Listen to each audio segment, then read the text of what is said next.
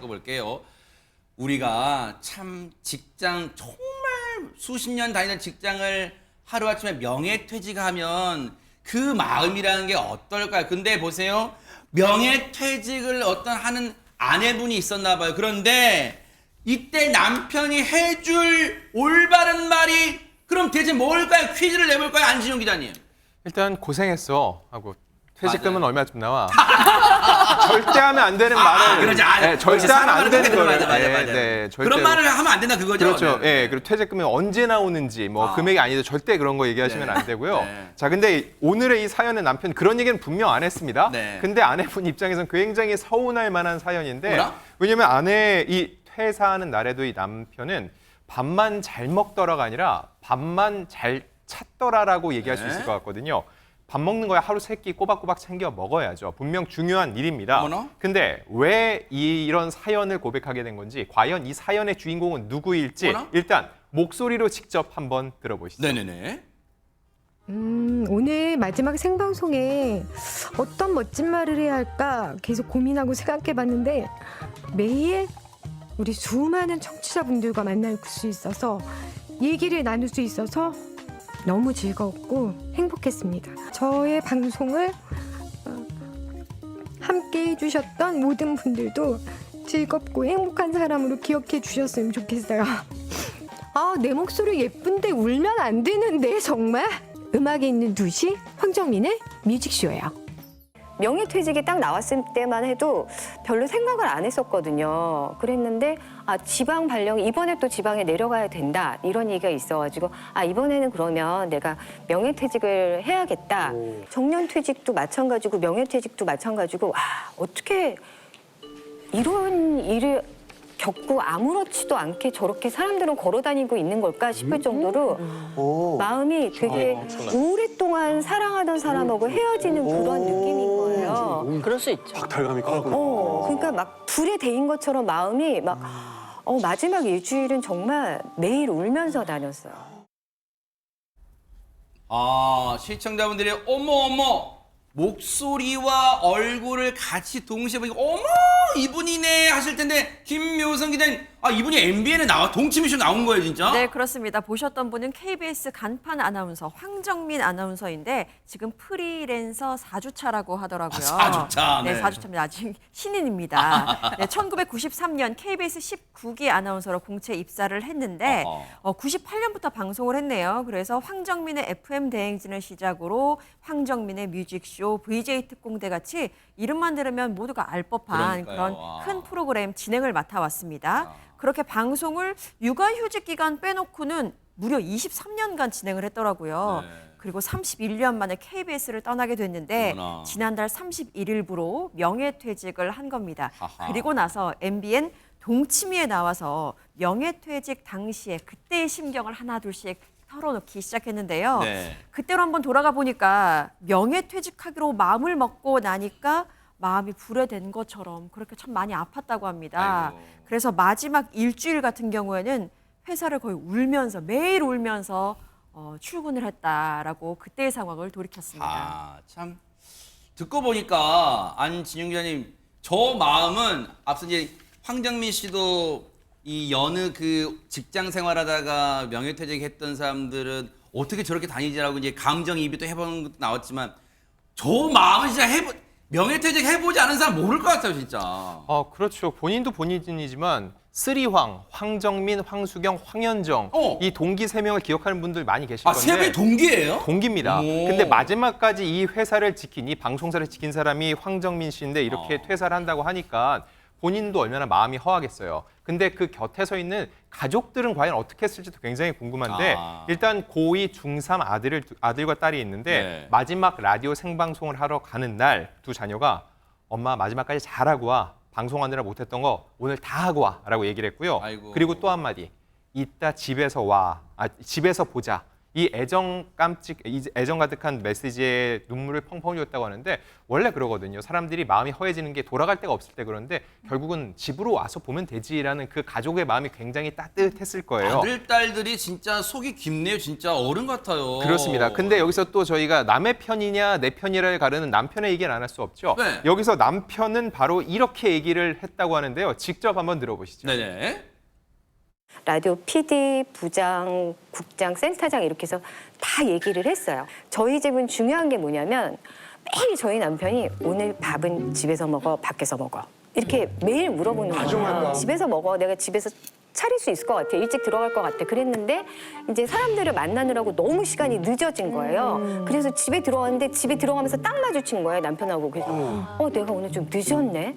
어떡하지? 그랬더니 남편이 아니 그러면 밥을 밖에서 먹고 오라 그러지 왜? 제가 너무 당황스럽더라고요. 그래서 막 볶음밥을 막 만들어가지고 계란 후라이 해갖고 딱 해갖고 줬어요. 그랬더니 자기가 지금 볶음밥을 먹을 입맛이 아니라 라면을 끓여서 욕을 먹을. 먹는 거예요. 근데 아니, 어준 변호사님, 황정민 씨 남편 혹시 정말 실례지만 강 큰 남자예요? 혹시? 뭐, 네.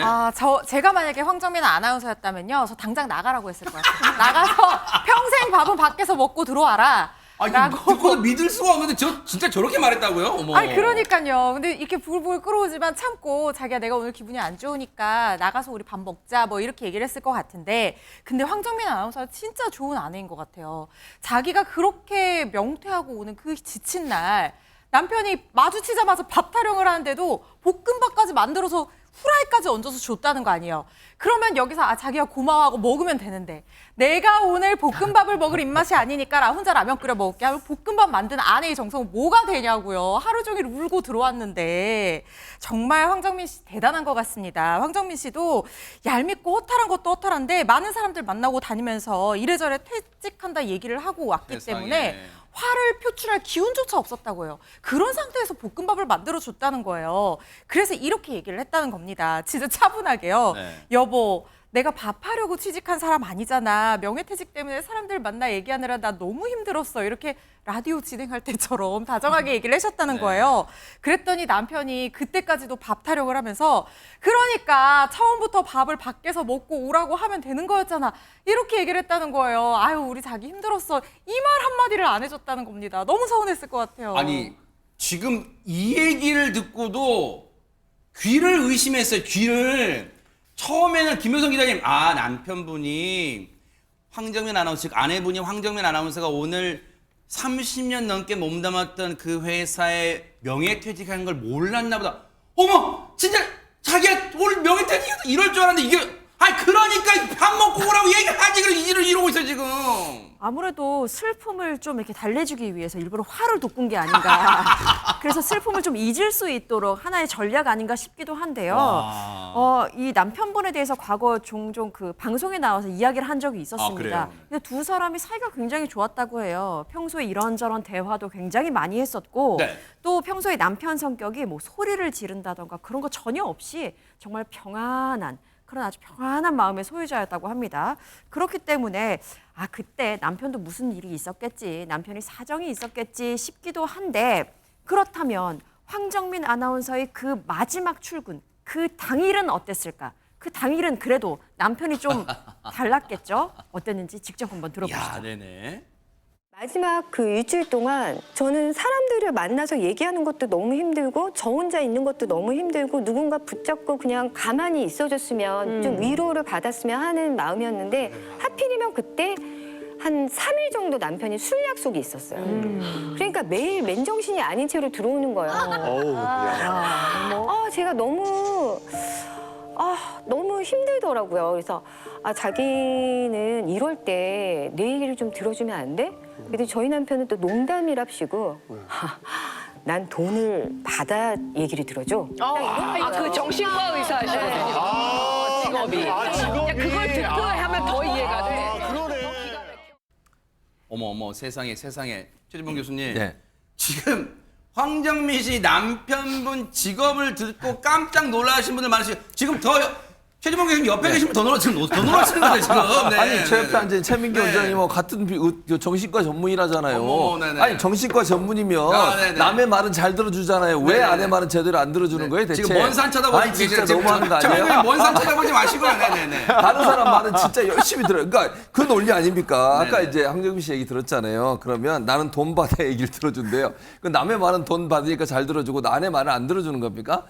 참 이해가 안 된다는 생각이 드는데 어쨌든 뭐 네. 농담 삼아 했겠지만 황정민 씨 입장에서 얼마나 이게 좀 마음의 상처가 되겠어요. 일주일 동안 그렇게 힘들었는데 내 말 좀 들어달라고 내 얘기 좀 들어달라고 아마도 이제 제가 이 남편 되시는 분은 다른 사람 상담할 때 그럴 거예요. 아내가 얘기할 때 남편 말 잘 들어주세요. 본인은 안 들어줘요. 네. 그래서 난 돈 받고 얘기를 들어준다고 하니까 황정민 씨가 속으로 그런 생각을 했대요. 네. 나도 카운터 가서 그럼 접수하고 아이고. 남편하고 정말 진지하게 얘기를 해볼까 생각 중이라고 네. 얘기하고 있습니다. 아니 뭐 공교롭게도 정말 공교롭게도 우리 정신과 전문의 정말 이 세계적으로도 유명하신 정신과 전문 최명규 원장님 나와 계신데 혹시 댁에서도 사모님 어떤 대화를 요청하실 때 먼저 접수를 해야 돼요. 뭐 이렇게 하시는 거 아니에요? 보통은 제가 더 말을 많이 합니다. 네. 그러면 이제 아내가 너무 과하면은 이제 그만 그렇게 하세요. 오, 네네네. 그런데 네. 보통은 제가 이런 경우를 접하게 되면 왜 이런지에 대해서 3가지 이상으로 설명하게 또 세 가지 되는데요. 이상이나 돼요? 네네. 오늘은 이제 동업자 정신 때문에 아하. 아무 얘기도 할 수가 없겠습니다.